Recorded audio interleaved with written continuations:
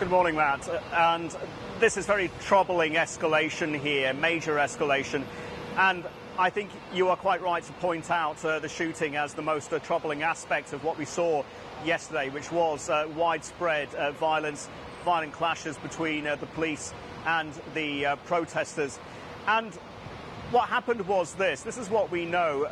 A young 18-year-old student protester was shot by a Hong Kong policeman in the chest at very close range.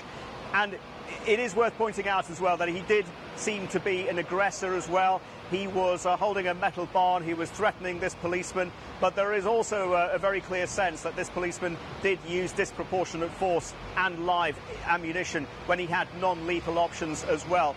Let's hear from Hong Kong's police chief, who made it very clear at a late-night press conference that this officer was acting in self-defense. There was someone even pointing a hard-pointed object at that police officer. Other police officers tried to save him but were attacked by bricks and rocks thrown by protesters. The police officer who was on the ground, his life was seriously endangered, so he fired one shot at the attacker.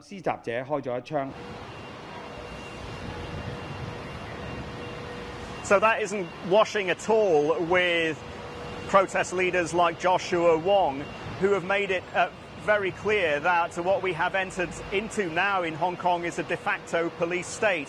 And he said that the police chief officially condoning what happened yesterday and this shooting means that there is more to come, that basically this creates the environment where the police will use lethal force and seem to have the legal backing to use lethal force against the demonstrators if there is another repeat of what we saw yesterday.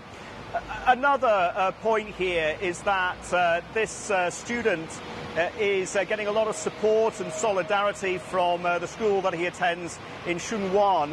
We already know that there is a rally or a silent sit-down protest there in the school, and we can bring you some pictures of that happening as well while I'm talking. And the other point to bear in mind here is that Carrie Lam, the chief executive, it's been radio silence from her so far.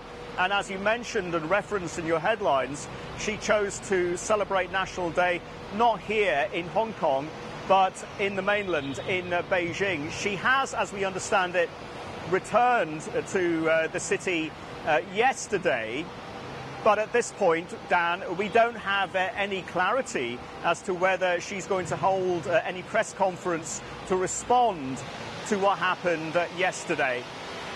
We wait and see. But at this point in time, Hong Kong is bitterly divided, and the shooting yesterday has really just served to inflame anti-police and anti-government sentiment that was already running very, very high here in the territory. Let me hand it back to you, Matt and Dan. Hey everybody, it's Hadley Gamble from our new CNBC Middle East Bureau in Abu Dhabi. Thanks for stopping by. Now to watch more, you can try one of the videos that just popped up on your screen. And don't forget to subscribe.